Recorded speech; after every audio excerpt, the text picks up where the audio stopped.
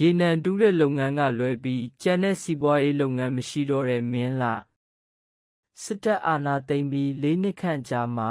မီယိုဖလာစိုက်ပျိုးရေးနဲ့မွေးမြူရေးလုပ်ငန်းအားလုံးပြတ်သုံးကသဘာဝသယံဇာတတူးဖော်တဲ့လုပ်ငန်းကလွဲပြီးကျန်တဲ့စီးပွားရေးလုပ်ငန်းတွေမရှိသလောက်နှဲပါလာတဲ့ဒေသတွေထဲမှာမင်းလှမြို့နယ်လည်းတစ်ခုအပါအဝင်ဖြစ်ပါတယ်။မင်းလှမြို့နယ်ဟာမကွေးတိုင်းဒေသကြီးတရက်ခရိုင်မှာတည်ရှိပြီး2014ခုနှစ်သန်းခေါင်စာရင်းအရလူဦးရေ1,200,000ကျော်နေထိုင်တဲ့မြို့နယ်ဖြစ်ပါတယ်။စစ်တပ်အာဏာမသိမ်းခင်2021ခုနှစ်ရှေ့ပိုင်းကာလတွေမှာမင်းလှမြို့နယ်ဟာစိုက်ပျိုးရေးမွေးမြူရေးလုပ်ငန်းလုပ်ကိုင်ကြသူတွေများပြီးအဓိကအားဖြင့်ပဲနဲ့နှမ်းတို့ကိုစိုက်ပျိုးကြပါတယ်။စစ်တပ်အာဏာသိမ်းတာကနေစတင်ခဲ့တဲ့ပြည်တွင်းစစ်မီးဟာအရှိန်အဟုန်ကောင်းကောင်းနဲ့တောက်လောင်ခဲ့ပြီးအဲ့ဒီတန်ကိုမြန်မာနိုင်ငံအလဲပိုင်းမကွေးတိုင်းမှာတည်ရှိတဲ့မင်းလှမြို့လည်းခံစားခဲ့ရပါတယ်